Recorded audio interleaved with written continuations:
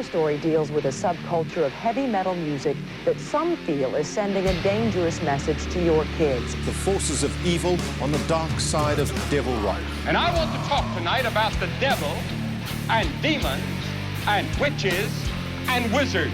And we just mix it up with hardcore and aggression and come out with something we think's an original sound. Loud, fast, heavy, you know. Well, what do you got? What do you got?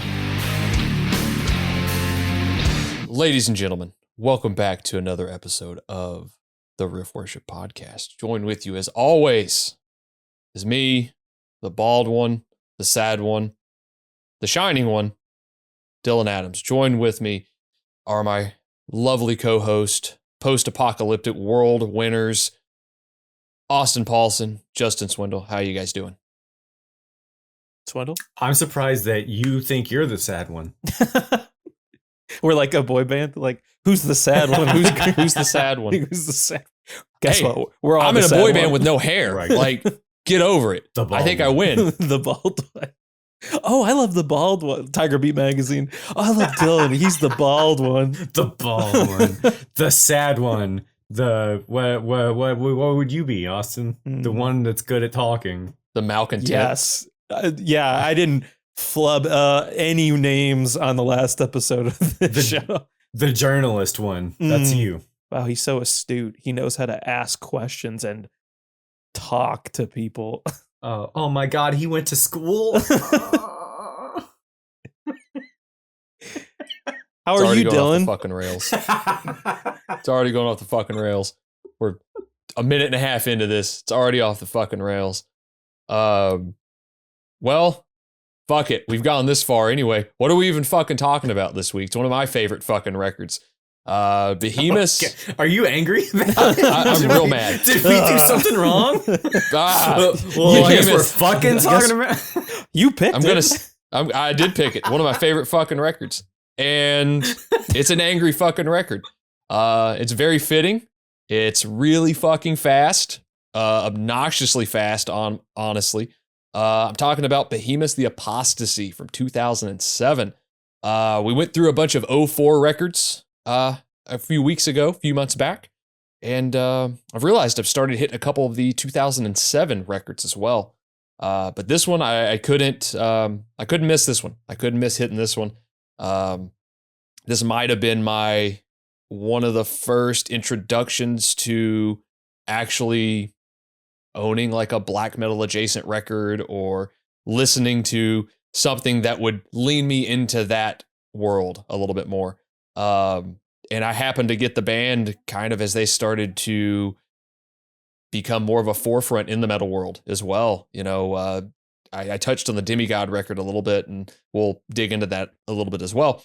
But that was kind of their breakthrough record. But the Apostasy, great record, has some great fucking songs on it, has some stuff on it that is a little bit more ambitious than maybe they had done on prior releases. And this is also the band's 8th record as well. So the band had been around for quite some time. But my question for you guys is, first, Swindle, I don't think you've probably spent much time with this band at all. So I want to hear what you thought about this album and or what your experiences are with this band. Well, I don't have any experience with this band. I will say that I liked the music of this album. Like, as far as black metal records or black metal-ish records, this is probably like one of my favorites musically. I also didn't look up any of the lyrics, and if the lyrics are like super fucked up, they do a good job of burying them so that you don't have to hear that, unlike Cradle of Filth. They don't even really go in. They don't even go into that territory. It's more so. It's more so got religious, historical connotations to it. You know, Babylonian, Sumerian. I believe there's even some Indian influence on this as well. You know, Nurgle is he's pretty astute with his studies, and we'll discuss that as well. But this is there's more thematic kind of influences on this album as well. I mean, there's I think there's one track in particular that really mentions Christianity, and we'll get into that. But yeah, it's not as shock factor for this record as much. I think it's more so his own personal kind of struggles or anything like that with kind of religious aspects. But that actually comes a couple albums later that you get more into that. Austin, I know you and I have seen this band together. Tell me some of your experiences with this band, if that was it. Not much. I mean, yeah, I'm sure you showed me this band first. I, it's weird. Like trying to think back. Was there a moment that I don't remember exactly what it was. They've always been kind of around, and I knew who they were. But I probably listened to this band for the first time because of you. Saw them live, so I was definitely more appreciative of the band after we had seen them on that final Slayer tour. Although I've made the joke many times, it's very hard to look evil during the day in like cut off sleeves, and it was pretty wonderful. But fun show. I've heard The Satanist, The Satanist, the film featuring Adrian Brody. And yeah, it was bad. That was a bad joke. Sorry, everyone. So I kind of have an idea of like this band. They love a big, epic kind of thematic kind of sound, as you said. It's this record's loud. It's a loud yes, record. It is. It's a very loud record. We'll get into more of that. I have some opinions about it, but it was a fun listen. Very technically proficient, especially considering how fucking fast this is going. Yep. It's fast. Drums are great. Riffs are great. Vocals are rad as well. Some of the orchestral stuff that's mixed in. I mean, there's definitely a lot of stuff that I'm sure we'll touch on later, but I don't really touch on. I don't have the same, affinity for this band as you would, but I definitely appreciate it for sure. Well, I'm so glad that you guys have crushed everything that I've been into for the last few months. It's been so nice. Hey, I really like this band. Wow. Oh God. I enjoyed this record. Oh God. How could you? Why do you hate everything I like? So maybe he is the sad one. And with you guys hating everything I like, I'm going to suffer you guys a little bit more, and we're going to talk a little bit more about the band. The band's pushing 35 years at this point. The band formed in 1991 under the name Baphomet, and prior to taking the stage name Nurgle, or Nurgal, Nurgle had the name Holocausto, and his bandmate, probably most known as Ball Ravenlock, but another Adam. They're really big fans of the band Venom, Hellhammer, etc. Some of those first wave black metal bands, early Morbid Angel, that kind of thing. But also keep in mind too that this band essentially formed behind the Iron Curtain. Adam Darsky, now known as Nurgle, basically got into heavy music through an older brother, Paul, Pawel. I'm pronouncing it as Paul. With bands such as Van Halen, Deep Purple, Black Sabbath, Iron Maiden, and a band from Poland called TSA that I got a chance to listen to. And it's very, very very kind of early British heavy metal in vein. I believe that was the first cassette that his family purchased for him, as I'm sure money was really thin back then, as I'm sure a lot of things were really hard to come by at that point. But Adam had already had an affinity for music by that point as well. He got his first guitar at 8 years old. It was an acoustic guitar. I think we've all kind of been down that route. Seems to be he also received his first electric guitar around the age of 9, so about a year later. And there's a bit of a funny story regarding that. Basically, he received it as a gift after his first communion. So I'm sure you're familiar with that. But I didn't get any fucking guitar. Well, he got a guitar. It was just a lifetime of guilt, honestly. Well, he has seemed to have gotten away from all that. Yeah. Very, very much so. A little off point, but kind of on point. Do y'all want to start a band named TSA where we like dress up in security checkpoint? That's like our whole gimmick. And before the show starts, we like wand people down, but then we're up on stage later, like doing the show. This is the dumbest. Let him tire I himself already have out, a hard time wearing boots, wearing anything because of this. So, like, you know, being dressed up as a TSA member isn't going to make it any easier. Did you say let him tire himself out? Yeah. Yeah. Just me in the background, like running in circles. But First Communion, which is, from what I've gathered, a Christian ceremony in which a person receives the Eucharist for the first time, or it's been adopted by the Catholic Church as well. The body of Christ still. The body of Christ. You get So the body of the body of Christ. Yes. Yeah. The body, I guess, was a white Stratocaster copy, which helped young Nurgle out, young Adam Darsky.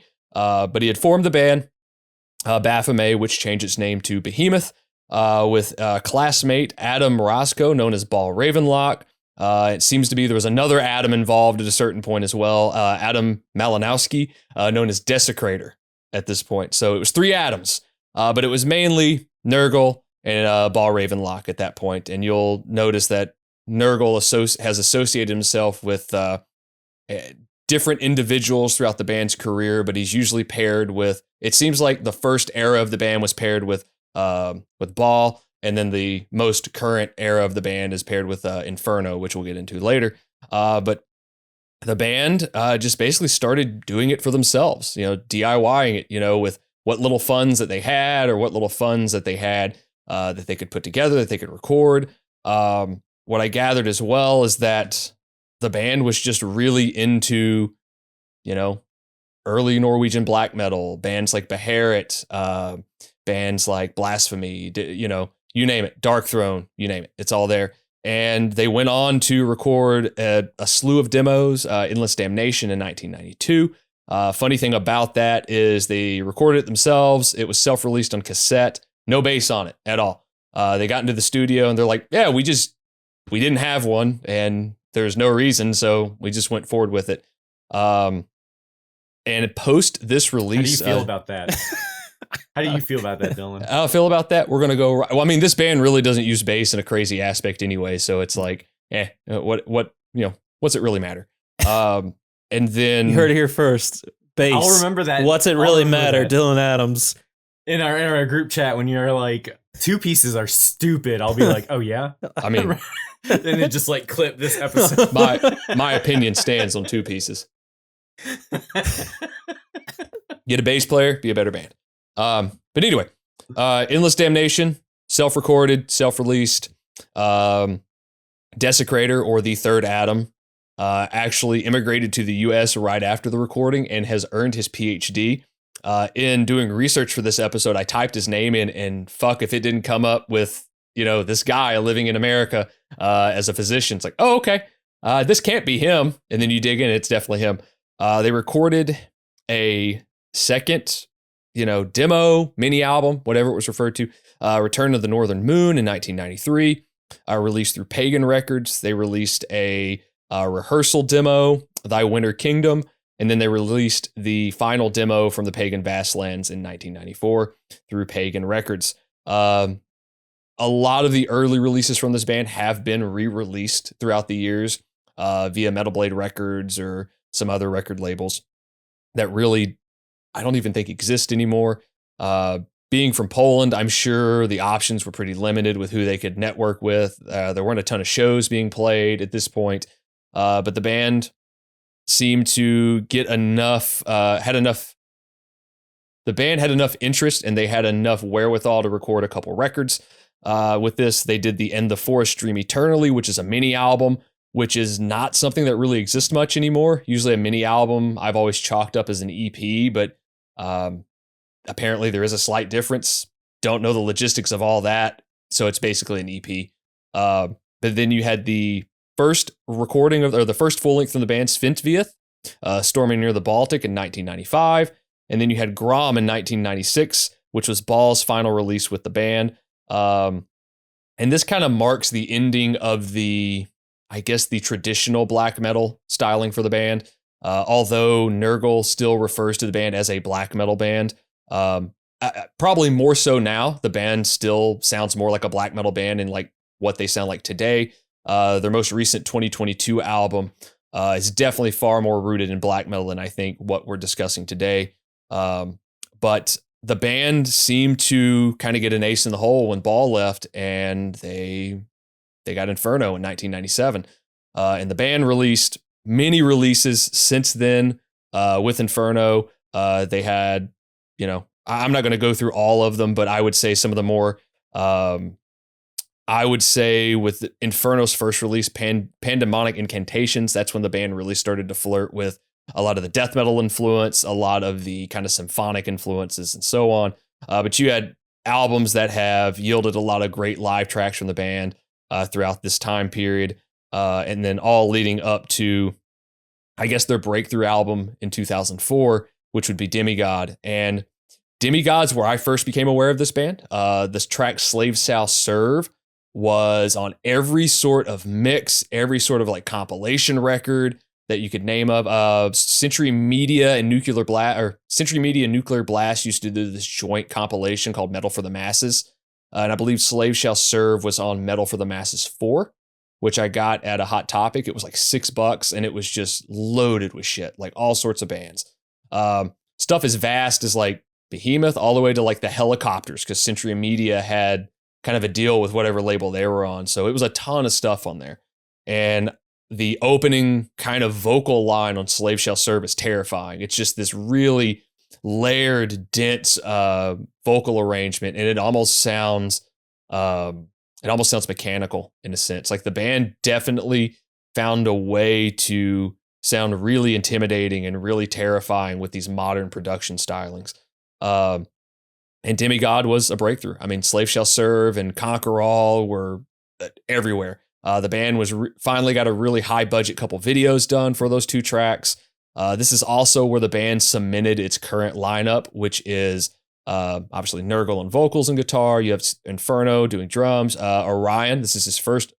You have Orion. This is his first album on bass, and then you have their touring guitar player Seth, which actually joined the band around this time, officially, unofficially, kind of thing. Seth has always been considered a member of the band, but Nurgle just has a thing with bands have to be 3 pieces. That's it. That's truthfully it. I mean, he plays on every record, which is very evident in a lot of the arrangements on the Apostasy. But the Demigod record and the tour cycle did a ton for them. They probably toured the most for this record, going as far as South America, Canada, Europe, Australia. They did a South American tour that really put them through the ringer with what to expect and what to see, and really kind of understand what they were dealing with at this point. They hit America hard as well prior to this album, or as this album was released. They made a conscious effort to just put all the eggs in the basket and go for it. And they would play venues apparently that were, as big as like Tidballs. They'd play to like 5 or 6 people. They'd be in the middle of Canada, freezing to death, playing to 6 people at like a venue that size, playing this very almost arena ready black metal at this point. Sorry, I mean, it's just a very specific Bowling Green drop for this podcast. I mean, hey, but man. I get what you mean. Yeah. It's small. For anyone who doesn't know Tidballs, it's small. Yep, it's tiny.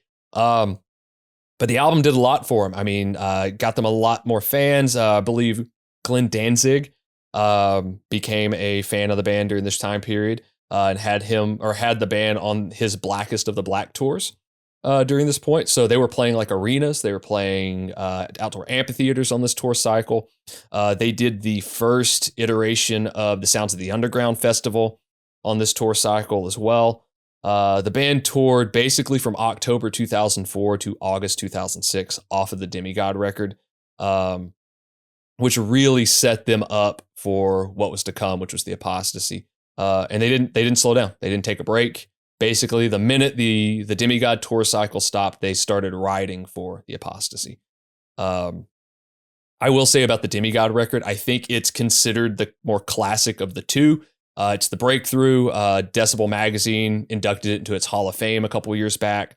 It was definitely, the band was firing on all cylinders at that point. They had found this kind of newfound, power of sorts during this point and really just kind of dove all in and went, well, it's either going to make us or it's going to break us. America is pretty hard to break into for a band from Poland. But they did it. And then we get the Apostasy. The Apostasy was recorded from November to March, November 06 to March 07. They worked with the same production team that they did for the Demigod record. Basically, the line was, you don't change the ingredients to the mixture, works the first time. This album does sound a little bit different from the Demigod record. I actually think this album's less produced than the last one. This one has a very organic kind of feel to it. It's definitely got production for sure. Like, it's not just a raw black metal record. It's a modern sounding record, but the guitar sounds not highly compressed. Like, there's a kind of a raw richness to it. There's notes that were flubbed here and there. There's like hanging stuff. There's feedback that's wasn't meant to be there. It's really organic sounding in a modern sense. But I mean, you've got kind of a laundry list of names here. The producer engineer is Arkadiusz Malchevsky on that. Had to look that shit up. That's good. That's not an easy name. Maybe he's the journalist one. Yeah. But I'm just gonna say Ark has worked with Decapitated, Nomad, which with Seth's prior band, Hate, and a few others of this styling at this point. It was recorded in RG Studios, which is in Poland. And then it was mixed by Daniel Bergstrand, which was done, I believe, at Dugout Studios in Uppsala, Sweden. Then you have Bjorn Engelman. Uppsala. We talked about a band from there, didn't we? We sure did. Last week. Yeah, another makeup band. I mean, kind of, yeah. Yeah. A little less than this one, but yeah. A little, they little, had fur. little around the eye, Yeah. little smudges. And then we had Bjorn Ingman, who did the mastering job on this.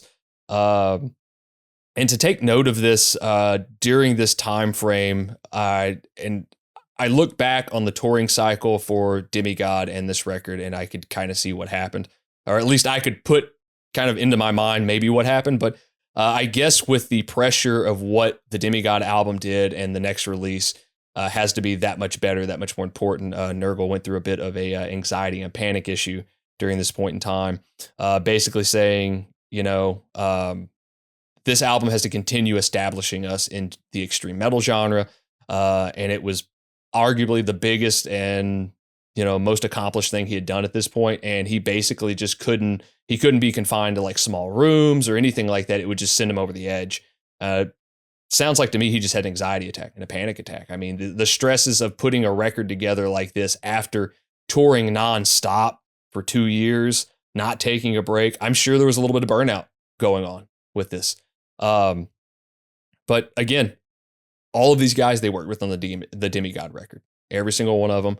I think there might have been one difference. Actually, Bjorn did not do the Demigod record as well. So Bjorn is kind of a new person in their mastering. And I believe, I don't have it on here, but Bjorn mastered, I believe, In Flames' Soundtrack to Your Escape album, which was a 2004 release for that band, which is kind of that band's biggest that they've ever been. It's a very great, kind of grandiose sounding record. Definitely like a open air festival kind of band at that point. But the production side of this, I like the production. It's not so overproduced that it sounds impossible. It does sound like there's definitely some production to it, but I think the drums on this album are pretty goddamn astounding. I think the performance is great. I think the drums sound a little. Yeah. Come on. All right.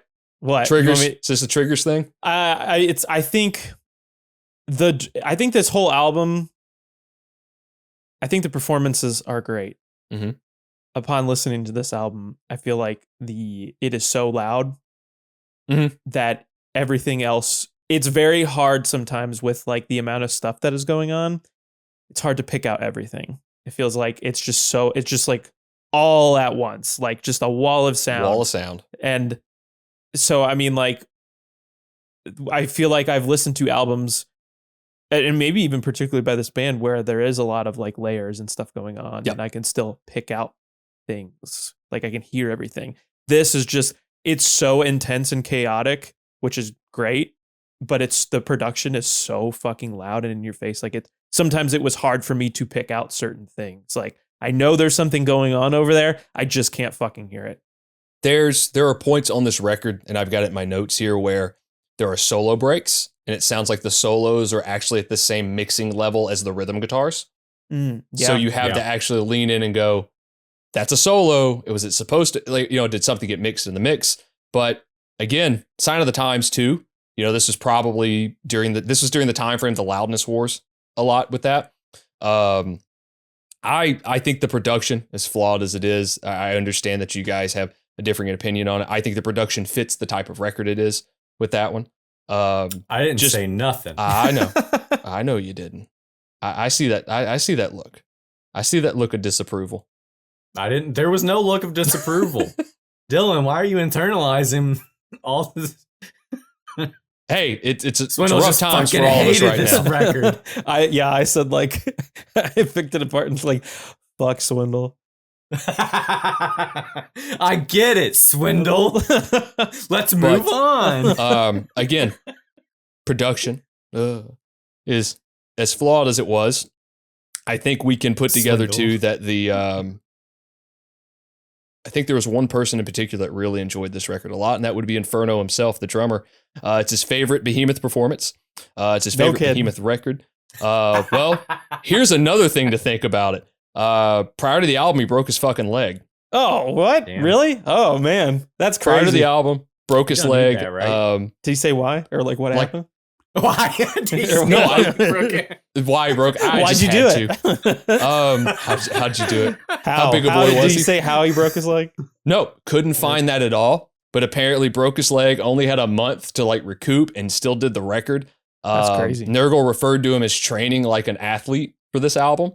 But apparently he used cryotherapy to kind of help him get back to, which basically meant in Poland, he just went and laid out in the snow, right? Right. I was going to make a joke. He's doing like Rocky IV training where he's just like out in the wilderness, like pushing logs, dragging and a shit. log. Yeah. But apparently in the studio, post drum recording, he hurt his back. Yeah, this is intense. This is an intense drumming record for sure. Years later, he had to have back surgery. Actually, I think he missed a tour sometime last year, and John from Job for a Cowboy had to fill in for him at that point. Remember the what is it? It might have been the Evisceration Plague recording where like Paul fucking just threw out his whole back and they had to get the thing in there to like stretch it out. It's like the hanging thing. Yeah. Yeah, I think you're right. Fuck. But the recording process for this seemed to move pretty quick as well. The band pretty on top of their game at this point. After 2 full years of fucking touring, I imagine there's not a lot of they're not having to question how they're playing together. I will say that based off of what I remember from the recording videos for this album, they essentially wrote all the stuff in a practice room. Like they all got together, treated it like a job, like got in there, had probably a small Pro Tools unit at that point, and just recorded everything and demoed everything. It's a very live sounding record. I'll say that. Like it definitely feels like everything was written with a drummer in mind, because there's a lot of passages on the record that seem like nothing was wasted. It seemed like there were ideas to just go, okay, there doesn't need to be any more here. This is a spot for vocals. Like, let's do this. Just kind of like the drums do the work. But yeah, the writing was done really quickly. The writing was definitely influenced by the things I mentioned before. Christianity, ancient Rome, Greek mythology, Babylonian mythology. Earlier in the band's career, Nurgle had spent about 6 years studying history at this point. And apparently, his professors were really, tolerant of this and just went, okay, hey, you're doing this. You're good. As long as you can ace your test, you're good. I would say this album, even in comparison to Demigod, had some more richly arranged and kind of bombastic arrangements to it, layerings to it. I will say, I think the songs are pretty straightforward. I mean, if you really look at them, it's like verse, chorus, verse, bridge kind of setup. Like it's traditional songwriting structure on that.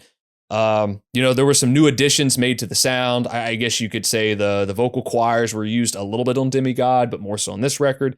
Brass. I mean, there's horns from the opening track on this, just the intro everywhere, all of French horns, all sorts of stuff. As Nurgle said, the Apostasy opened many doors for them stylistically. And if you listen to the band's output post this record, you hear even more of that. I would argue to say that this is the album too, where they really started getting even a little bit more visceral, maybe a little bit more ambient with some of their influences later on, like even getting to the Satanist, which is very much a atmospheric record from hell for that. But I want to bring up too, I don't want to gloss over this, the Apostasy. The Apostasy has a meaning, and the meaning is the state of having forsaken one's professed belief set, often in favor of opposing beliefs or causes, or the renunciation of religious faith. This is basically a record where Nurgle stated, how much more can I oppress Christians on an album? And I guess during the point of the recording of the record or the release of the record, Nurgle was in the process of having his apostasy, of getting out of the Catholic Church and getting away from that in Poland, because Poland is a very Christian country apparently, and we'll dig into that later. But he, even to this date, to present date, he still deals with shit from that country. I'm sure being as outspoken as he is doesn't help either. But basically, he stated, once you're baptized, you're a figure in the statistics for them, which that seems very fitting. So we've gone through the lineup. The lineup is, again, Adam or Nurgle on vocals and guitar, songwriting, etc. You have Inferno on drums, who I think is kind of the MVP on this fucking record. Clearly, after all that shit, and you have Orion on bass for this as well. You have a full brass section. You have a full vocal choir on this record. I'm not going to go through everybody's names here because there's just a shitload of them. I kind of looked it up, like in Discogs, like some of them are like, members of like the, Polish, like Philharmonic or whatever, the vocal choir. So there's like just a lot of names, and they're all local folks too. They're all, from they're all local area. The town that they formed in Gdansk, I think is it. I found this out is actually Danzig in Polish. Really? Yeah. Well, by God. I mean, there you go. Yeah. I was waiting for a joke of some sort. Oh, sorry. I genuinely found that interesting. Thanks for sharing. You have Seth back on guitars, and based off this album, I'm sure he's got solos all over this record because his style is a little bit different. World Dane of Nevermore and Sanctuary, or Jack Black, as Swindle has stated, on Inner Sanctum, which is one of my favorite tracks on the record. And kind of the connection for that track is it was pretty spontaneous for this. The band, both Nevermore and Behemoth were dealing with Century Media Records at that point. And I think a couple years prior, kind of in the Demigod era, World Dane approached Behemoth and said, "Hey, Demigod's one of my favorite records of this year. I really love it." And then that just kind of built that relationship there. But then you have pianist Leszek Modster. Sure. Whichever. My apologies. Who plays piano in Inner Sanctum, which is a big part of that track. Believe he was working in the same studio, but working opposite hours as the band. So it was pretty easy with that. And Nurgle has made it out that he was just really charismatic and flexible with just the recording and what he needed at that point. You also have the returning Christoph Arzwitz, who is kind of worked on lyrics with the band for many years, starting with the Satanica album up until the Satanist. But he worked on Arcana Hereticae on this album. Stuck the landing. Sure. He worked on Arcana Hereticae and At the Left Hand of God on this album as well. So we've gone through the production, artwork. So around this period of time, a lot of the artwork for a lot of death metal records, black metal records, were using 3D renderings. If you can go back and even look at like Niall's Ethiophalic, I'm not entirely sure if that's an actual painting, but it definitely looks a little bit more computer generated at that point. But the artist that worked on this, who has worked with the band, I think up till this point, even today, Grawl, which is really fucking confusing when one of the band members' name is Ball. Aren't those like two members of the Dudley family or something? Ball and Grawl. But anyway, he's been working with the band since 50th, their first record. And rather than go the 3D route, he built a fucking sculpture of the Hindu goddess Kali on there. And the kind of monstrous nature of the artwork fits the album to me. It sounds very menacing. It looks very menacing. Nurgle had spent some time like traveling abroad in his early years, and even during the Demigod session, and had taken notes on many things that he saw and many stories that he saw that he could draw influence from and use for what may be to come for this. But Grawl has also worked with bands such as Carpathian Forest, Hate, Nomad, Paul Di'Anno, R.I.P. Vader, which is another Polish band, a really rad kind of thrash influenced death metal band from Poland, and Vile as well, which is Vile's from California, I believe. They're a kind of a technical death metal band. And then we get the mask that kind of returned for this record. If you look at the insert from the album, they're all dressed in like armor. This is kind of that period of the band. Everybody's dressed in like battle armor. It looks like they were cast in 300 or something. Looks like Leonidas is going to be fighting these guys at some point. But it's funny that all the members in the band in certain kind of images all looked like Predator without being Predator themselves at this point. Even the Demigod album, I mean, the cover of that is, I think, a rendering of all three band members kind of combined into one with just the different mask on. So they successfully did the thing that Hardwired wanted to do many years later. The Tony Shalhoub. Yeah, Crowbar record. Right. Yeah, I think the artwork's great on this. I like the color scheme. It really goes well with the album prior. It almost makes this feel like a part 2 to the Demigod album. Although Nurgle considers this album to be the companion piece to their Red album, Zos Zia Cultus, from 2000. So he kind of feels like they're kind of like a sister pair of albums, but Demigod the Apostasy is technically part 2 of this trilogy that the band did, an unofficial trilogy starting with Demigod, ending with the album after it, Evangelion. So this is probably the most technical time period for this band. They pushed their playing to its limits. They pushed, what they were writing to its limits, to its most extreme. And I think once Evangelion came out, the touring cycle for that just proved to be so daunting. And you also had a huge life change for Nurgle as well during this period that I'm sure he was in a different mindset post that point. But the Apostasy is it's a hell of a fucking record. And I've rambled on long enough. Why don't we get into the guts of this album? The instrumental, Rome 64 CE, opens like the beginning of The Exorcist or something like that. It feels very, fitting that old you say world. that. Yeah. Because one of the songs is named after that statue. Pazuzu. Yeah. Kind of leads you in with those vocals.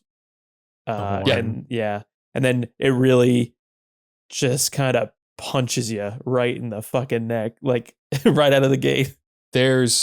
It does feel like you're gearing up for war in there. The way the drums are pounding, it feels like, some ancient Babylonian, army pushing forward into some foreign territory that they're going after, and just kind of gearing it up of like, what are we getting to deal with? And then, as you said, it does, like, it kicks in with a fucking drum fill into Slaying the Prophets of Isa. And it's that drum fill and just blasting right out the gate. The pinch harmonics, every time they happen on this album, they really fucking hit. So it is the recording, so easy to pick those out. Yes. Yeah. So in the recording videos, the studio footage, it's obviously all in Polish, but I remember I was 16 or 17 when I saw these, and it was, I want to make Zakk Wylde jealous about the pinch harmonics. And there's pinch harmonics in basically every fucking song. Right. And at different points, like, you'll hear shit layered and you're like, they're just doing it. Yeah. But this track. Did they like do just a pinch harmonic track, like like not part of the riff. They just dubbed in the pinch harmonic, like. You know, I've heard of bands recording drums without the cymbals. Yeah, right. I mean, that would be tremendous to think like, all right, record everything except the pinch harmonics. We're doing one track of just do that. pinch harmonics. Yeah. Unreal. I mean, they're prevalent on this record, even more so than the album before it or after it. Right. But the Slaying the Prophets, I mean, it's fast. You're already geared up for kind of what the album's going to sound like. There's really not a change in tone throughout the record, aside from maybe like Inner Sanctum when you get there. But I mean, you've got all the ingredients that make this band what it was during this time. Inferno's intense drumming, almost like he's like a machine at this point. I remember Austin and I went to the show. Actually, it was the show where Cody DeMichael confused Austin for you, Swindle. And we were in there, it's Chaz and I up front, and like we put this record on, and I remember Wyatt going like, God damn, that dude just blasts just constantly. Yeah, his playing's fucking insane on this record. I will say, like, kind of to touch on the production side of things a little bit again. I don't know if I love the drum sound. I think it maybe is just like, again, it's just so fucking like it. Sometimes it felt so loud that it was overpowering the guitars.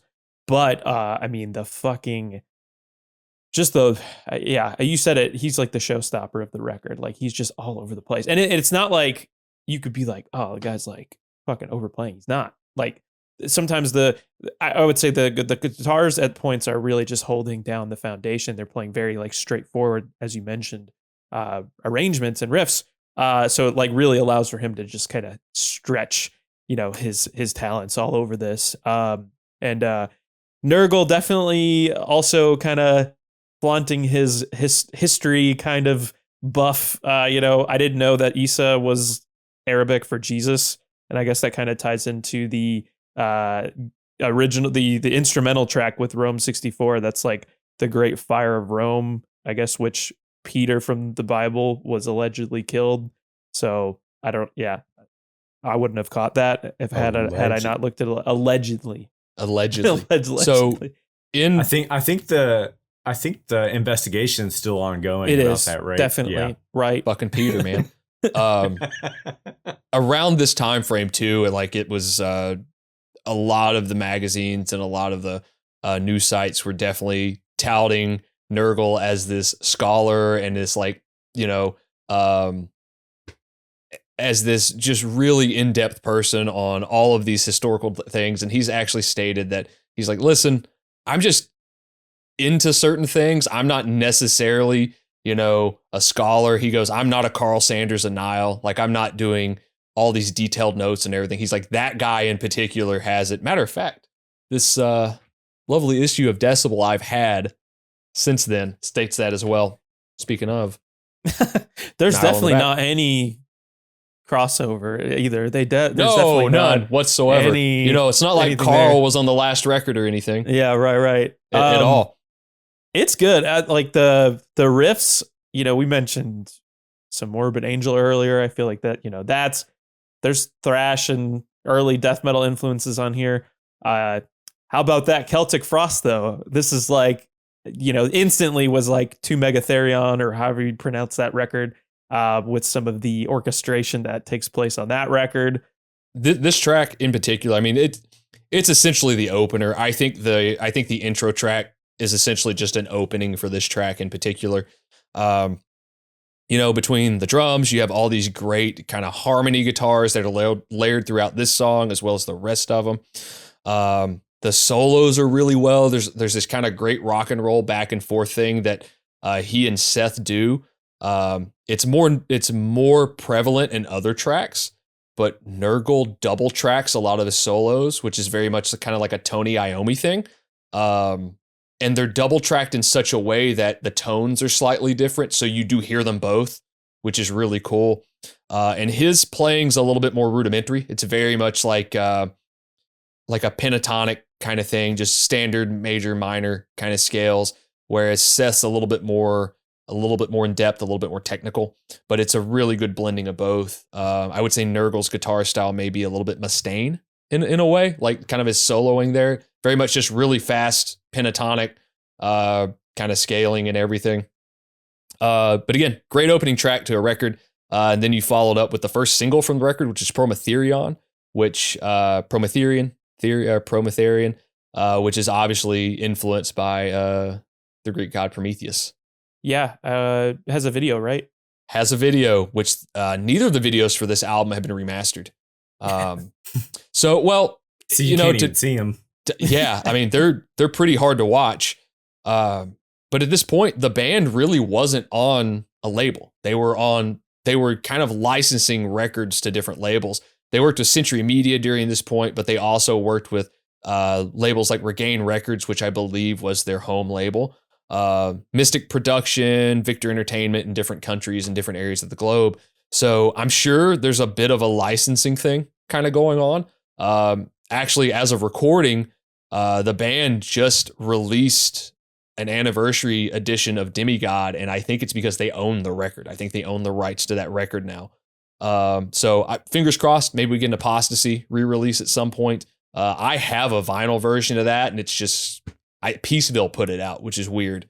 So the album's kind of labelless. So I'm sure that's why we didn't get much to that. But they did a video for Prometherion. I mean, it's a sign of the times too for the video as well.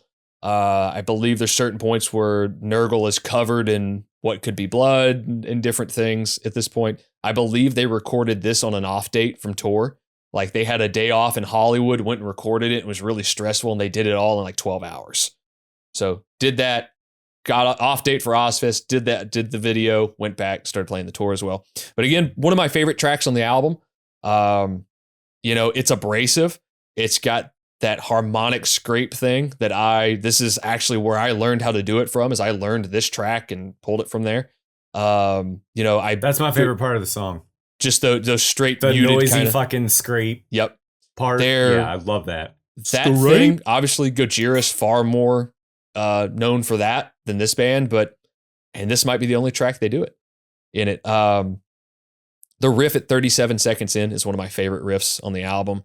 Again, you get a great drum performance from Inferno in this track. It's a really simple track. I mean, there's 2 or 3 riffs on the track itself, maybe even just 2. That riff I was referring to, that kind of harmonized one of my favorites, when the drums comes in, starts hitting beats the shit out of his China throughout the whole fucking record. Oh, that China. Oh, he loves that China. Dude, yeah. I love the way that that riff in particular, the way the conversation that's happening between the riff and that part is so cool. Some of the very melodic lead lines in this song as well, very cool. Especially for it being the sweep stabs that come in from time to time. Especially for it being very fast and abrasive, there are moments where you do get like, oh, okay, there's a melody here. You get like some of that catchy shit in there. I noticed, I don't really think it's black metal adjacent. I don't really think that this is a black metal record. I think I'm in agreement with you. I think this is a death metal record. This does have, this might be one of the only songs that I really remember having some black metal chords. Like it's towards the end of the song, like in the outro. But I think this is more of like far more of a death metal record than it is a black metal record. There's that great harmonized tremolo riff towards the back end of the track where they come in, and that's one of my that's another favorite of mine on the record. But you're right. I mean, there's even points on here where it gets so fast and how the chord progressions are done that it's almost like grind speeds. It's a very fast of how fast it is. I mean, you look at like Slaying the Prophets of Issa, the beginning, like it's at borderline grindcore at that point. I mean, they're basically recording at top speed. This is also the first time that Inferno's used a metronome for the record. Like it's the first time he's ever used a click track. So I'm sure, like, hey, what are we setting the click track to? 300, just fast. The whole time. just do it. You sure? Yep. Got it. I'm sure that comes from this band's got a lot of drive. They had a lot of drive at this point. They were willing to do whatever it took, and I'm sure there was that reflected in the recording as well. And live, like the biggest thing I think of seeing this band live, they're tight. It's a tight, listening to this record, even it's been some years since we saw that show, but like I was like, oh, there's like really no difference here. Like I don't want to gloss over it too. Obviously, Nurgle is kind of the center point of this band. It's his band. Behemoth is his baby. That guy's voice is recognizable. It's hard not to hear him and go like, oh yeah, that's exactly who that is. Like there's no covering that up. It's this very kind of commanding, general kind of vocal sound. He doesn't have a ton of range, which I do like, which I think fits this band very well. He does a couple little things here and there that get a little raspier, kind of in the high end side, but it's just that. It's almost like David Vincent. Like David Vincent in those old Morbid Angel records has that one sound that he does throughout the record. But it fits with this band so well, even in the later albums. At the Left Hand of God. I like the opening. What would you call it? Like a classical kind of staccato kind of guitar with I wrote a Suicidal Tendency lead. The harmonies. It sounds like the beginning of You Can't Bring Me Down or whatever. That same I can see tone. that. Yeah. I think this has the most jarring intro to it because it goes from that great kind of classical thing to just that the vocals kick in, it's choir, it's him screaming at top volume. There's a video for this track as well that's pretty terrifying. It takes place. It's got a lot of symbolism in it. He's out in the middle of a desert. I know you guys love it. And metaphors, get that shit out of here. God damn it. The guitar, this track in particular, is really dense sounding. There's a lot of layers to it. The guitars are thick. I would say it's quad tracked on both sides as well. The band was prone to use two tunings around this time period.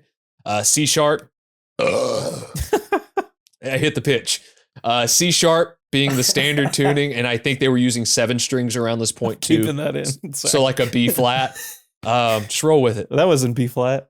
That. I hope someone let his tuner out. No, I rubbed my eyes. Again, great, very menacing sounding track from the band. This is one of their, I believe this is the one track from the record they still play live. What I noticed is, hindsight as well, the band doesn't play a ton of stuff from this record at all. This was during a period of time where Nurgle's kind of reflected as saying, I remember writing the record. I know there's some great, powerful songs on that record. It's your fault, Dylan. It's my fault. They said Dylan likes this album the most. Yeah. Don't play any of that shit.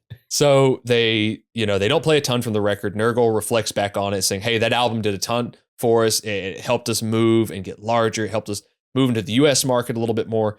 He goes, but he just doesn't really, he doesn't really recall on this era fondly, particularly this album as much. I'm sure that has a lot to do with burnout. I'm sure there was a little bit of burnout going on, stress. They'll play Prometherion on occasion. But Left Hand of God, at the Left Hand of God, definitely gets the most playtime off of this record. And I can see why. I could see this being a set closer or close to the end of the set kind of thing. Again, probably one of the most recognizable tracks on the record from this band, or one of the band's most recognizable tracks. It's probably one of my favorites for sure. It's got a lot of diversity in it with, it's pretty chaotic from the gate. But then there's I really love the transition to the breakdown riff, and then the breakdown riff itself, where it's that's like the stank face riff with some of those octave chords, like you were mentioning before. It's very thick sounding. But it's also very straightforward and chugging. So, Inferno has a lot of room to kind of just go fucking absolutely apeshit ham. And then the fucking China hits when he's definitely. And then some of the soloing is also great on here. Something very, again, Morbid Angel. It's something like Trey would write. I think there's a lot of that absolutely sort of style. Got a fucking dive bomb in there. Yeah, it's very very Trey. It's very, and Trey's guitar styling is very. It's in key, but it's kind of not. There's always a note there that'll stick out, and it's how is that working? Yeah, how is that note sticking there? I want to bring this up too. I got to see the band during this era.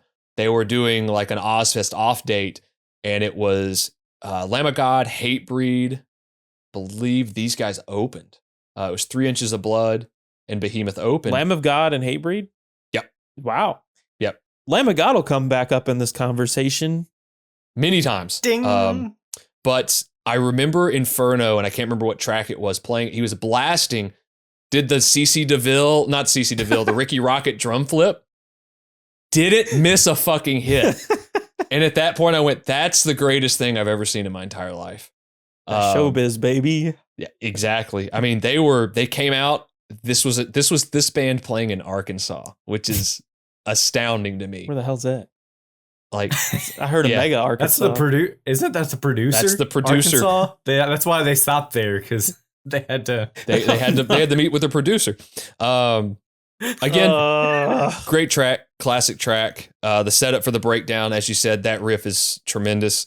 This is the track where I really pointed out that it felt like they actually wrote in a room together. Like, Nurgle's playing with Inferno at that point, going like, "Hey, you do this, I'll do this," kind of thing. Just really old school. And then we get to Kriegsphilosophie. I think it's which like, is German for philosophy of the war, right? Or philosophy of war. Yep. I thought you were straight up about to be like the philosophy of Krieg. I was waiting for it. Neil, I want to party with you, Neil. Great track, really short one, really fast fucking track. Makes me think of there's a Marduk album called Panzer Division Marduk that has nothing but blast beats on it. Say that. Yeah, 16 play with Marduk. That's great. Yeah, right. You Yeah. opened up. Has nothing but blast beats on it. No other drum, and it's just really fast and intense shit. And this track makes me think of that band a lot. Just like 16. The layered vocals at the beginning of this, like you wouldn't really hear them unless you really pay attention to it a lot. It's kind of on the lower side of his register, but he's layered another kind of lower vocal under it that makes it really sound demonic, for lack of a better word at this point. It's just a really rad, intense track. The main riff on this is really good. This is one of those tracks that's like 2 riffs. The chorus, though, by itself has 3 parts. Fuck. Like, the chorus is so fucking weird. I like the chorus a lot. That chorus, it's short. It's like 15 seconds. It really is. It's a very short portion of it. And it comes back another time. Like, they go back to the chorus, but you're right. It's like every single guitar note has a different drum hit for it, kind of thing. Like, he's locked in tight during that part. And it is wild to think that the band was at a point in time that they could write stuff like that, seeing where they came from and how they started out. What? That's the second or third time I've looked over at you and you've just been looking at that mic. I can't avert his gaze. Look at him. It's all right. I got a thing here. I fiddle with too. I would say there's I don't know if you guys feel the same way. There's some there's some groove on this song, but then there's there's some like almost dancey kind of drum beats towards like the later half of the track that I thought. It's like very brief. Dancey. It's just like grooving. Dancey, it's just like kind of blasts. It's like those vultures in the cartoon just like bobbing their head. That's how I felt when I was listening to that. Dylan knows about that. About the vultures? Because they're bald. That was my joke. Because that's it. The Brotherhood. There's a pretty wild kind of hammer-on pull-off riff that occurs twice on the album. And that's really the only time on the album you get something like that. It's kind of a standout moment. A little bit more techie, maybe, than straightforward death metal or straightforward black metal. I think it's a reversed vocal track at the end of this that fades it out. It may just be a really low mixed vocal. It kind of makes me think of the Motorhead track Nightmare of the Dreamtime that has that reversed kind of lemmy vocal at the ending or the beginning of it. With that, great track. It is kind of a let up track after those first fucking 3, but it's just a really great, simple, groovy track on the album. I really like the the riff in the next track, Be Without Fear. The triplet riff, the gallop riff. Yeah, it's like maybe one of my favorites on the record. Yeah. It's super headbangy, kind of like to open, and then there's like there's the gallopy riff that kind of it's very Slayer. It's like kind of criminally insane, kind of like that skip kind of gallop thing that they do. Great riff. Completely stands out from the rest of the album. That riff sounds completely different than all the rest of the riffs.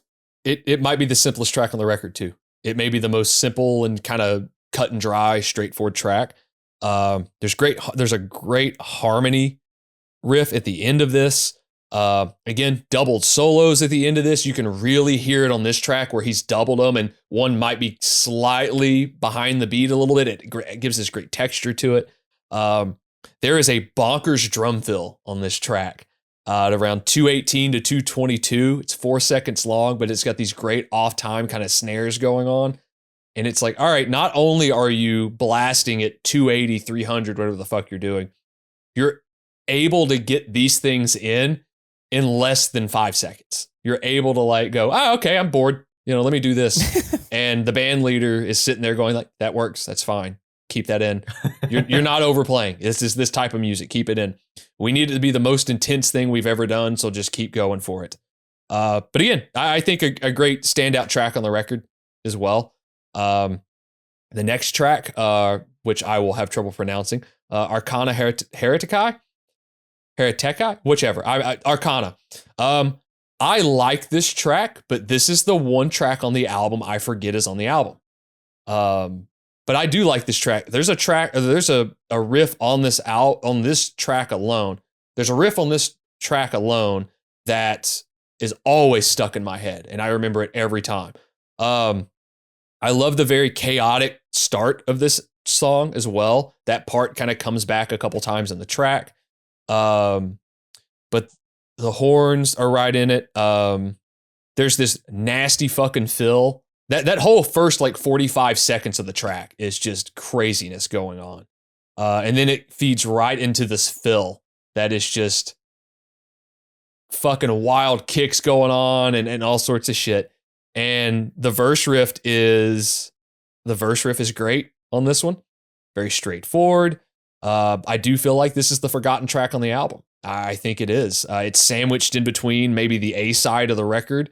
It's sandwiched in between the A side and Be Without Fear, which is, I guess, technically the beginning of the B side of the record. And then the last like 4 tracks on this album are just fucking monstrous. This might be the one thing that I would go, this could be the one track you could pull and I'd be okay with it, just because you would have a 10-song record. But I do think that the riff at 148 lives in my head to this day. Like I hear it constantly. There's the great kind of key change and modulation at the end of the track as well. It's the main riff.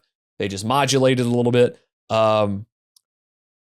I heard the end of this track right before the drum groove, and it sounds like the intro to the Batman animated series.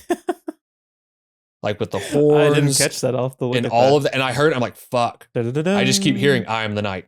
But again, there's a great drum groove at the end of this too that is fucking great.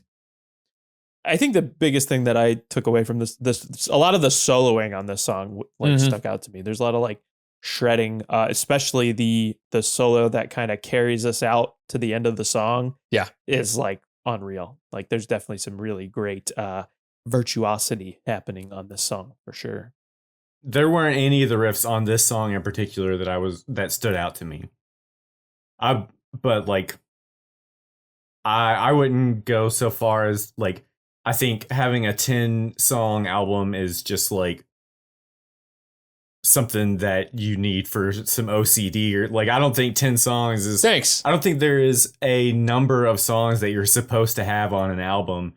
And this is a short album anyway, so I don't think it's... Well, like, the original album's short. The version on Spotify is not.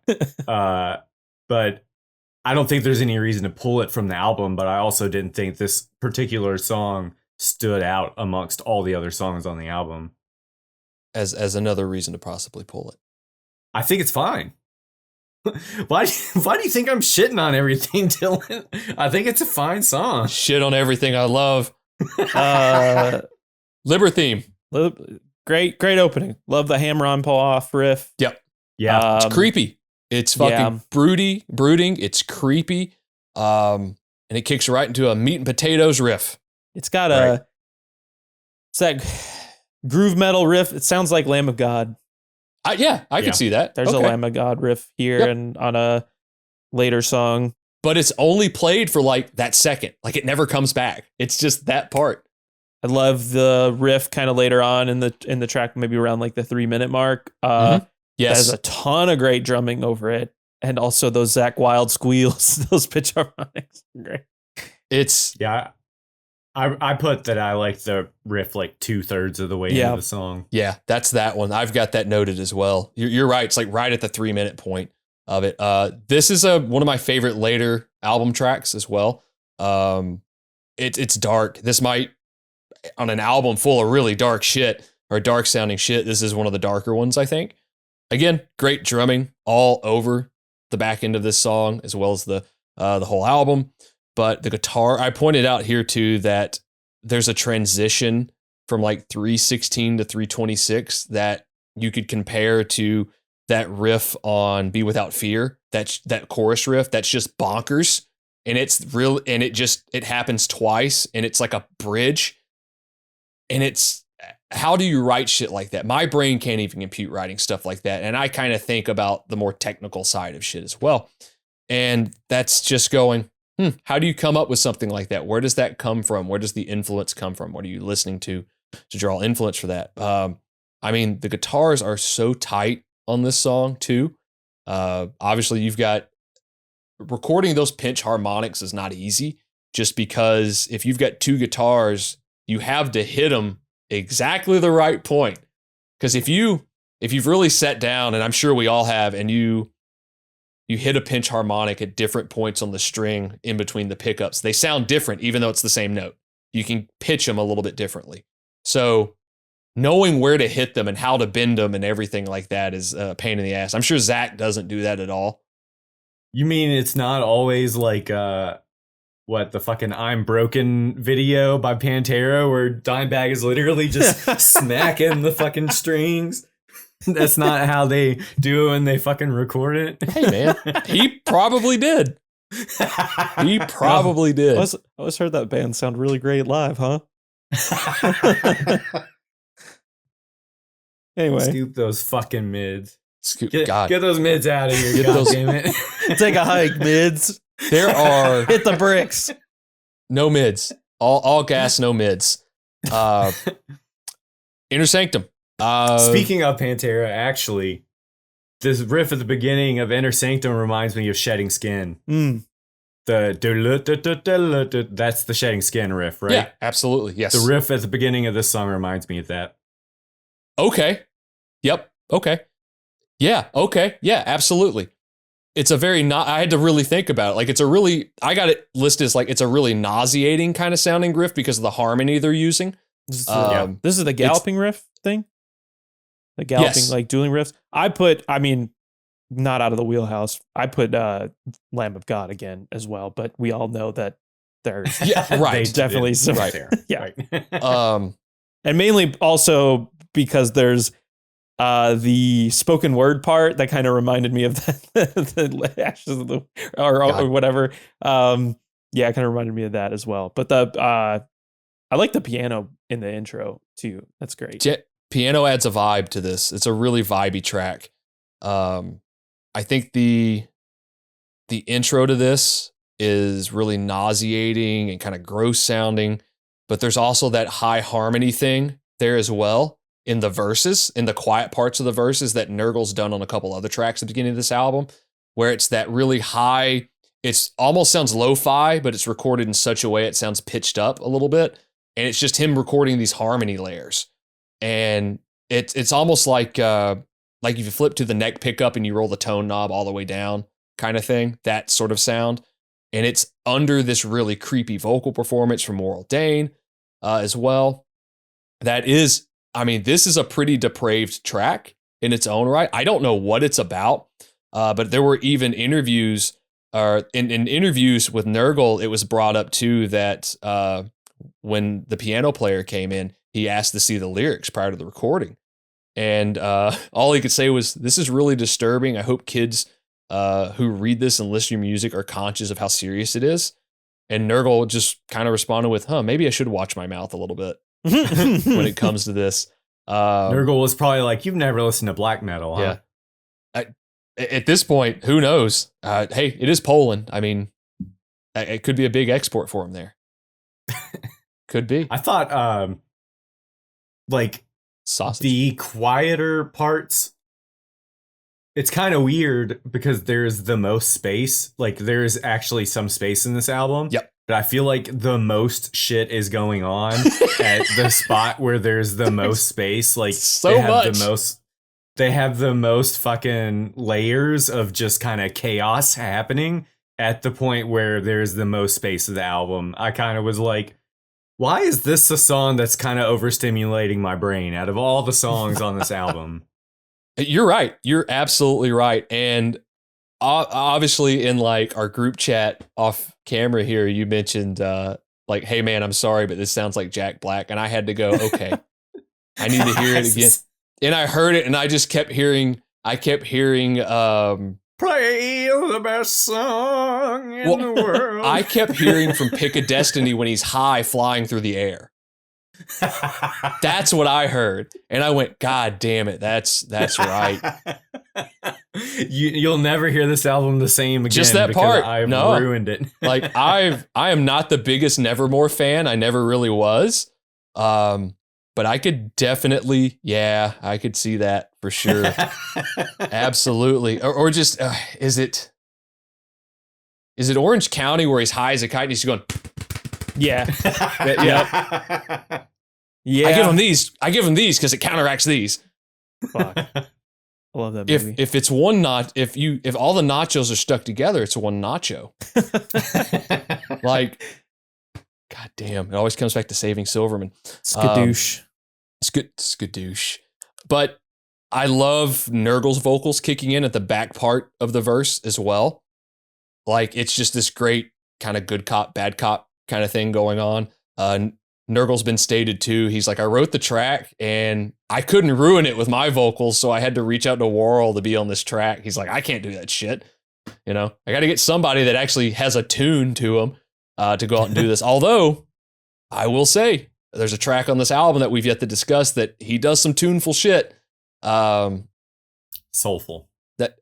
Soulful even. Very Aretha Franklin-esque, I'm sure. Right, yeah. Very, I could hear it as like almost like a single lady situation or a fireworks situation, so on and so forth. Inner Sanctum, I think, is a standout track on the album with the other singles from this. There's a reason that there was I wouldn't even call it a video. It does feel more like a film for this, in which this is when the band really started doing these really organized and written themes for all of their videos from here on out. Maybe the stuff on Demigod was more performance based.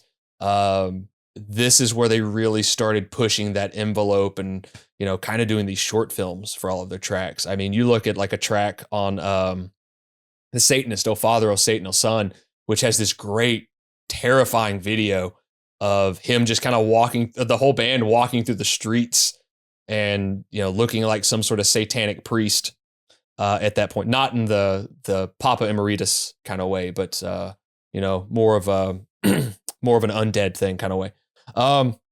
It's got great guitar playing on this track. The lyrics feel very Hellraiser-esque at the end of this as well. There's more Spanish guitar that kicks into one of my favorite riffs on the record at the back of this, more of the black metal kind of styling that you get from that part as well. The drums just sound like a fucking tank in this part. Just a really cool fucking track with, every element of this album, plus that much more. I think this is where you really start to hear the band sound like what you're going to get in the future from this as well. This is the track this band needed to write to push things forward.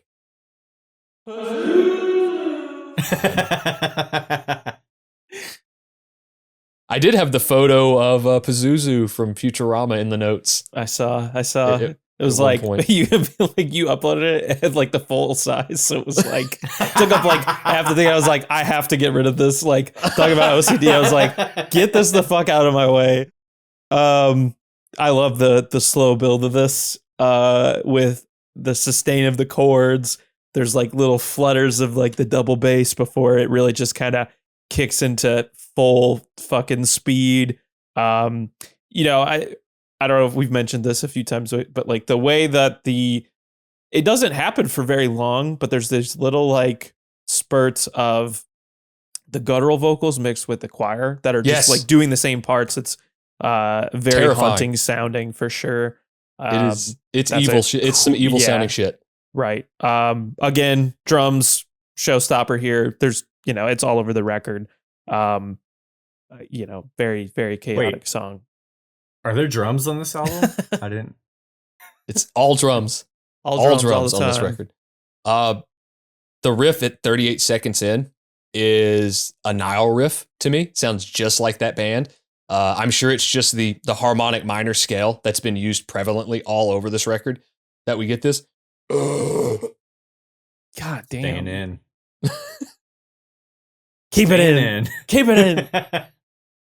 That's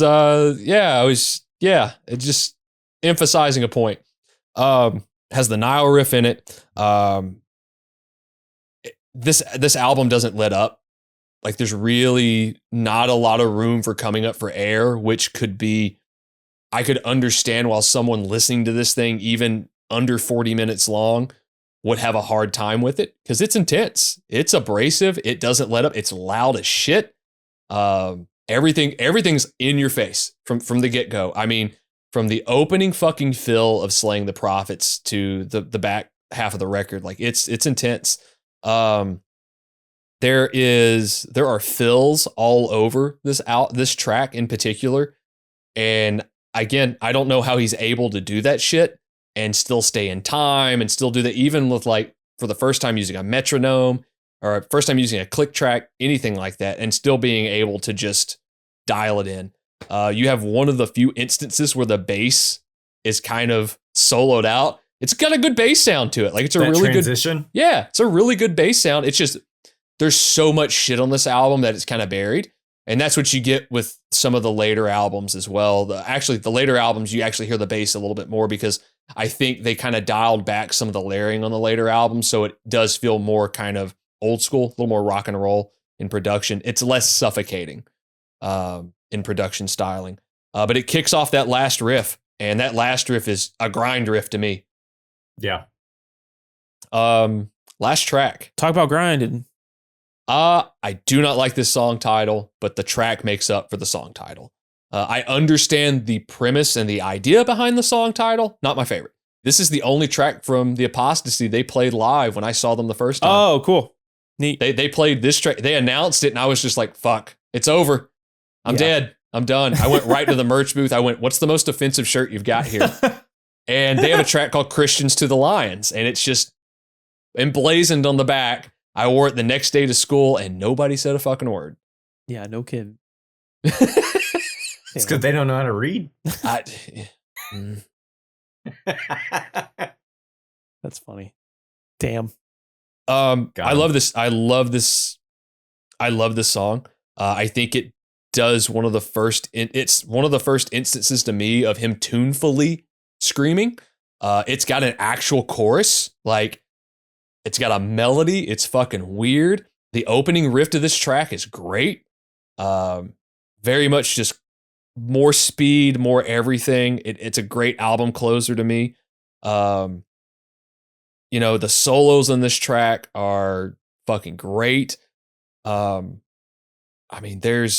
There's a great kind of kick drum break at about 2 minutes in as well.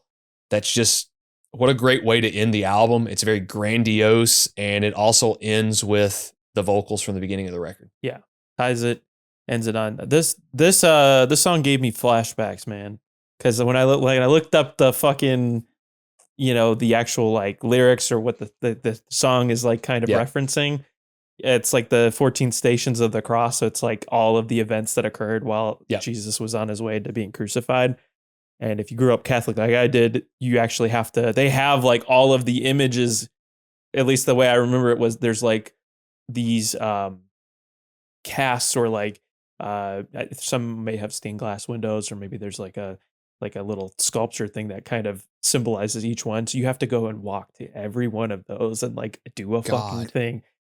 I went to Catholic school for like the first few years of my life, and it was like church every other day, maybe. Like I wore a uniform. Like you start to, it just wears you down, man. You start to like. I think the good thing about it was that it's very repetitive. So at one point, I kind of was like, "Oh, we're getting to this part.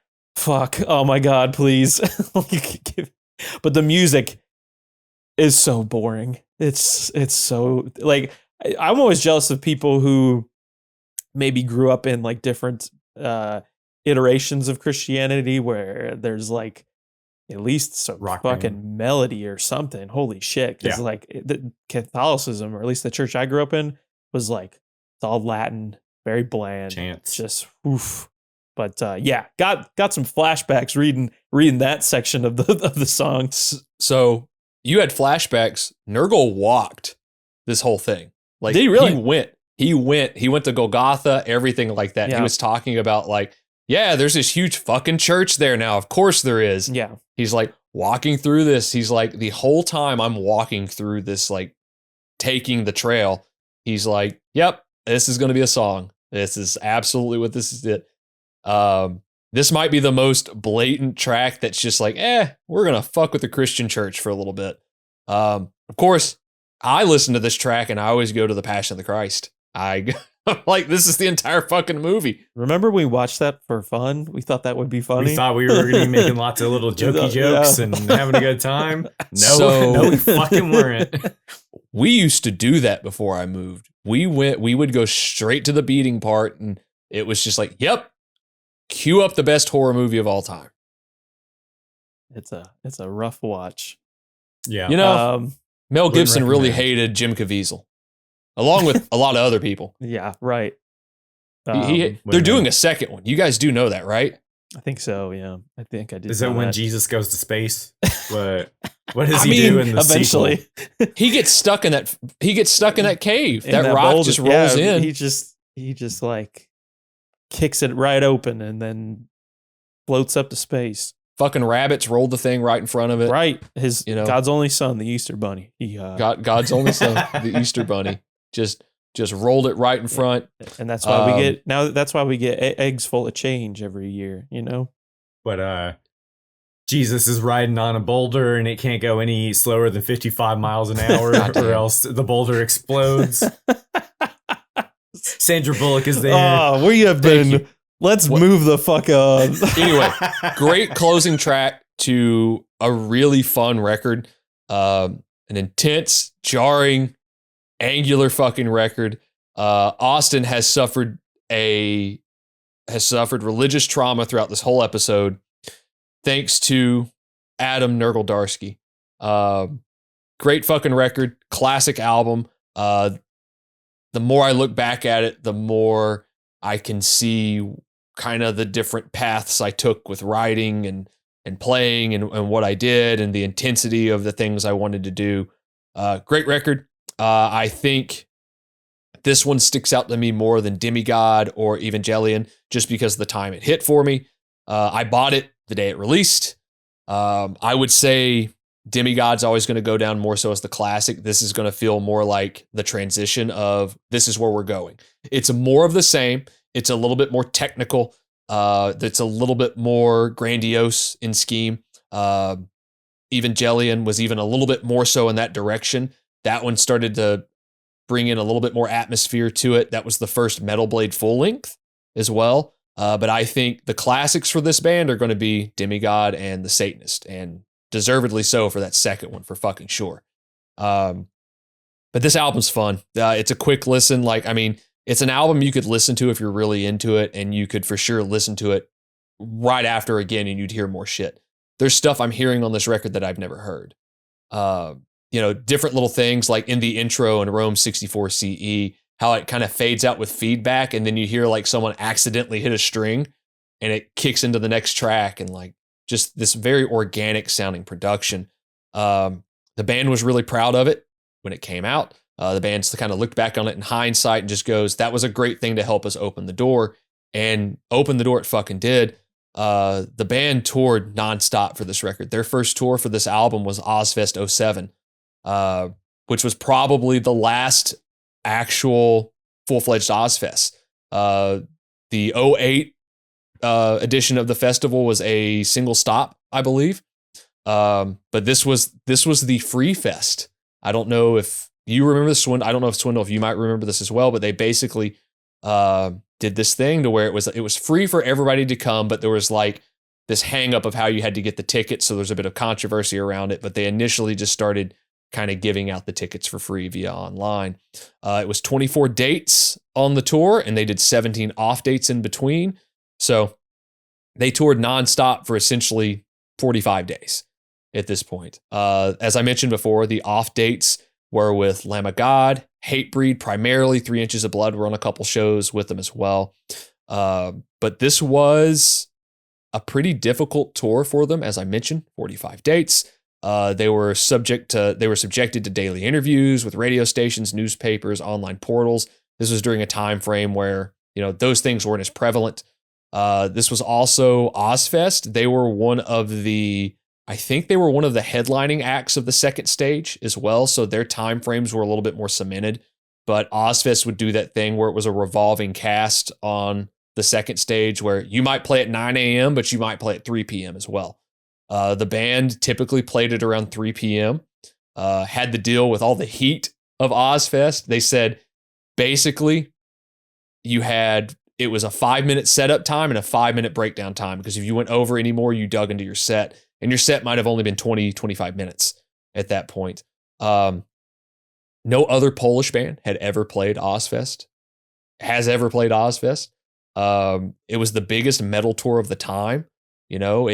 From that 03 to maybe 07 was probably the biggest years the touring festival did, other than maybe the early kind of new metal years that it had.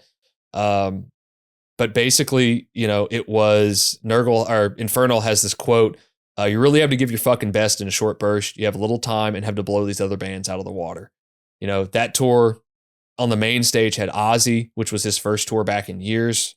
Static X, Lamb of God was on there. Lordi, I don't know if you remember who they were, Austin. No, but I remember who fucking Black Tide are. Yeah, they were on a couple of those dates. But then you have like the second stage was really weird this year too. This was also during a time where Ozzfest wasn't the only tour anymore. Warped Tour was starting to use metal bands kind of sparingly. You had Sounds of the Underground. You had all these other tours that were coming up. Mayhem Fest, I think, started the following year as well. But the second stage was Hatebreed, Nick Olivera and the Mondo Generator, Devil Driver, Egypt Central, Nile, Ankla, The Showdown, 3 Inches of Blood, Doth, In This Moment, Chthonic, and Circus Diablo. Some of those bands I don't think exist at this point anymore. Nick Olivera was the shirtless bass player from Queens of the Stone Age.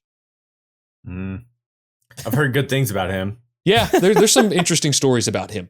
But the band did a shitload of touring for this album. The Ozzfest off dates with Lamb of God, bringing up the Lamb of God connection again. As quoted, they drank every single night with the band. Their vocalist was particularly tough partner for that. So Randy had not gotten sober at this point yet. So it was, what's that for? I just have seen those videos. Yeah, I'm sure Randy was in rare form. They also did a European tour in 07 with Cataclysm, Aborted, and a name I can't pronounce, starts with an L. I was going to let you give a shout out. No. But I think the most known one that I remember is the Radio Rebellion tour from 07. We brought this up in our Job for a Cowboy episode. Job for a Cowboy and Behemoth were co-headlining, so they'd swap dates every so often. And this was Behemoth's first ever headline set that they did. They had a set time of over 60 minutes, which is pretty fucking wild to think about. Also even wilder to think that Gojira was opening was one of the openers of this tour. Grammy nominated, playing at the Olympics, pretty fucking wild. And apparently the Behemoth guys were big fans of Gojira as well. Just great big fans of it. They did a early European tour an early 2008 European tour with Suicide Silence. The band was very active in taking new bands out, bands they could introduce to people, bands that they could help out. They did the Invaluable Darkness tour in 2008, which might have been one of the longer tours for the band, with Dimmu Borgir as the headliner and Keep of Kalesian. There's some great notes about Behemoth opening for Dimmu. Dimmu asked him to do the tour, and I think at certain points throughout that tour, Dimmu regretted that decision, because by the time Dimmu would get on, the crowd was generally worn the fuck out, just because of the intensity. And Dimmu's music's much more bombastic sounding, very kind of orchestral in sense. Definitely kind of feels like the Def Leppard of black metal in a sense, like that type of styling, very arena kind of thing. I'm sure whoever listens to this and hears that, I hope we get shit for it, because that's what I think. They played the New England Metal and Hardcore Festival, I believe, twice on this tour cycle. They played it in 2007 and they played it in 2008. They did a lot of summer festivals in Europe. They also went to Japan and Asia for the first time. They played Japan, and then the next night they played Beijing. So the band went all over the fucking globe on this record alone. And that really set them up for what was to come. In early 2008, they signed finally to like a primary record label. They signed a Nuclear Blast for Europe and Metal Blade Records for the US.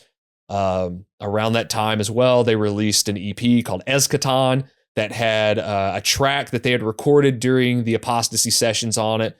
There was also some live tracks on it, and then a cover of the Ramones' I'm Not Jesus as well. There's a Devil Lock recording in there as well, but I think it was just more so like an off-the-cuff recording. So Nurgle's a big punk fan as well. It's definitely prevalent in the music. I'm sure we can all hear that. Sounds just like the Ramones. I mean, he likes a lot of shit though too. I mean, he did that. He does country, darker, like country the sounding. Me and That Man project. Yeah, very Nick Cave-esque. So he's not shy about talking about what he listens to and what he doesn't listen to, kind of thing. This was a big fucking deal record for them. Reception was pretty fucking well when it came out. Debuted at number 149 on the Billboard 200, back when that actually mattered for bands. It was Behemoth's first album that charted in the US. Within the first year release, it sold 70,000 copies. And for an album like this, extreme as it is, and it's fucking anti-religious as it is, pretty wild shit to think about. It also debuted at number 9 on the OLIS record sales chart in Poland, which is a big deal as well. But Poland is still a very Christian country, and Nurgle had to deal with some issues due to that. During this time period is when every set he would ritualistically rip up a Bible and shred it and just throw it to the crowd. And there's some great footage of that. The first time he did it was on I think it was the Sounds of the Underground, and The Devil Wears Prada played right before him. And he basically just went on there and just lit into it. Fuck this shit, get it out of my face, that kind of thing. But apparently he did it at a show in Gdansk at Club Ucho. I'm trying. I appreciate Don't it. fault me. But it was better you than me. It was a Polish club show that they did, and the leader of the National Committee of Defense Against Sex. I'm just going to call him Nowak. I will not attempt to pronounce his first name, but he basically reported it to the religious group, and essentially attorneys had to investigate it and all sorts of shit. But it was thrown out because you have to have 2 complaints. He was the only one that ever complained, was this dude. But he would again file charges yet again in 2009 for the same instance. So, and I think even to this date, he still deals with that quite often. He still deals with that. He still hasn't left Poland. He's still a resident. Like, he's still there. And,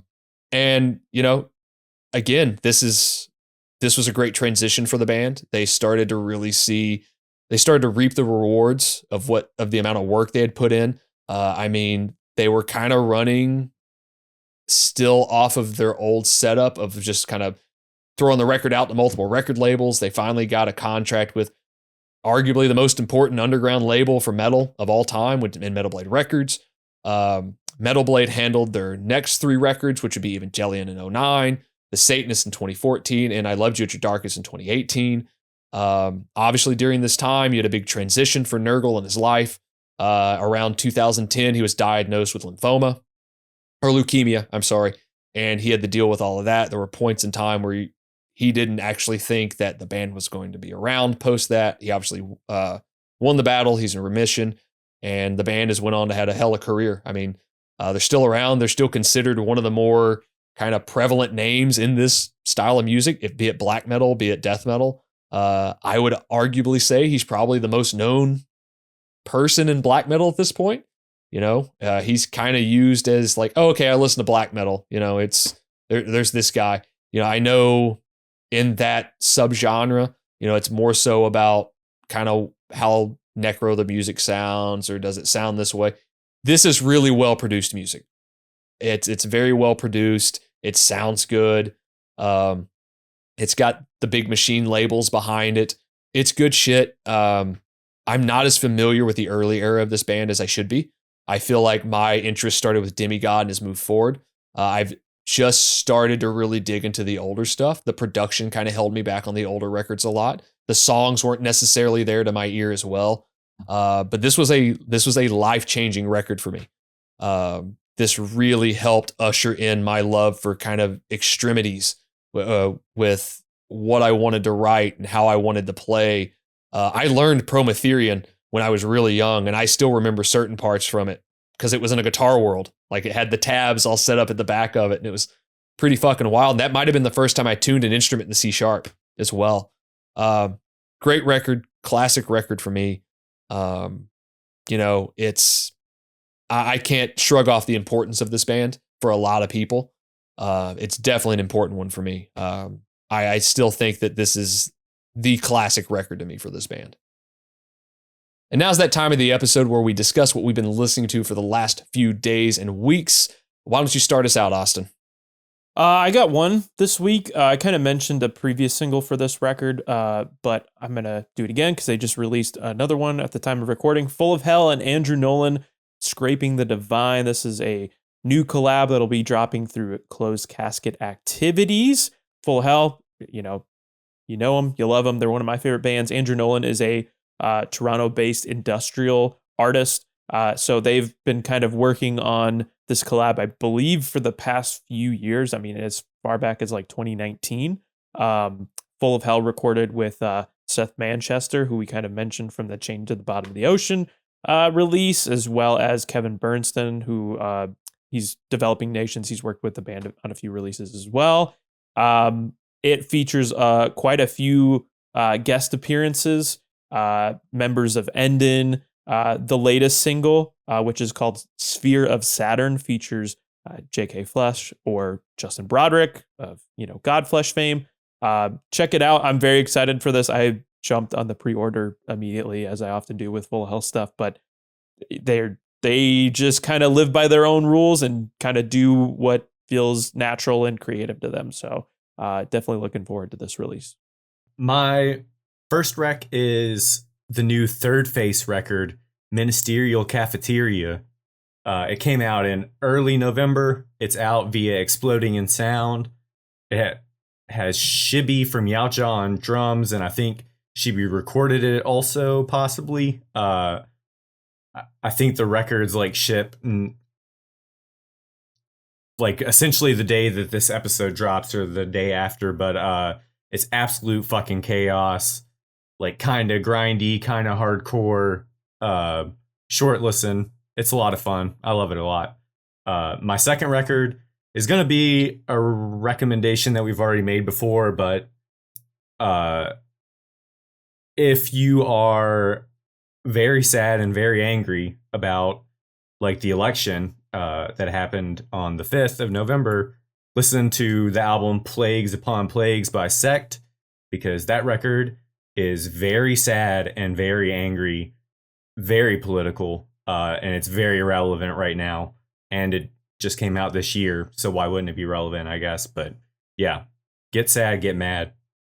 My recommendation is the newest release from New Jersey's own Fit for an Autopsy, and their newest release, The Nothing That Is. This album dropped on the last week of October. They're one of my favorite, if not my favorite, kind of modern heavy band. They do all the things about heavy music I really like. They have a really great message. The music is very well written. It's very well produced. Obviously, it has Will Putney involved with the band. He helped form it. There's some tracks on here that very much resemble some of the things we talked about in this episode. They do the Morbid Angel kind of big octave chord thing a lot. There's also some tracks on here that hit really close to home. As Swindle mentioned, if you're really upset about the election, if you're maybe not so stoked about how it turned out, there's a couple tracks on here, in particular, Weaker Wolves, talking about the bootlicking crowd, and Red Horizon that goes into the issues in Gaza as well. It's a heavy fucking record. It's my favorite thing the band has ever done. I think it's the most fully realized record the band's done. It sounds incredible. The production is extremely good on here, but the songs are top notch on this thing. Definitely looking for this album snuck its way in for me at the last end of the year to kind of hit my top albums of the year. So check that out. All right, that's what we've been listening to as of late. Check it all out. You can find all of those recs and links to those records below. You can follow us for any updates on the show at Riff Worship Pod, Facebook, Instagram, and Twitter. If you love music that's coming out, we usually keep up to date with that sort of thing on our official playlist, Riffs on Repeat, Spotify, Hits from the Crypt on Apple Music. Dill also does reviews all the time. Check it out on our YouTube page, Reviews from the Dill Bozer's Den. Really, if you want to reach out to us at any point, if you're in a band or you don't want to just say hi, tell us how we're doing, tell us how we're fucking up, you can reach out to us via our email, riffworshippod@gmail.com. Leave a review, subscribe. It really helps us out. It goes a long way, but is that it? Did I get everything? Did I cover everything? That's it. All right, cool. Sure. Well, this was fun, and we'll be back next week with a pretty special episode as well. I think something that is very important and people should give a fuck about. So stay tuned for that. But until then, for me, or Dylan, or Swindle, you've been listening to Riff Worship. We'll be back next week with something else. See you later. Bye.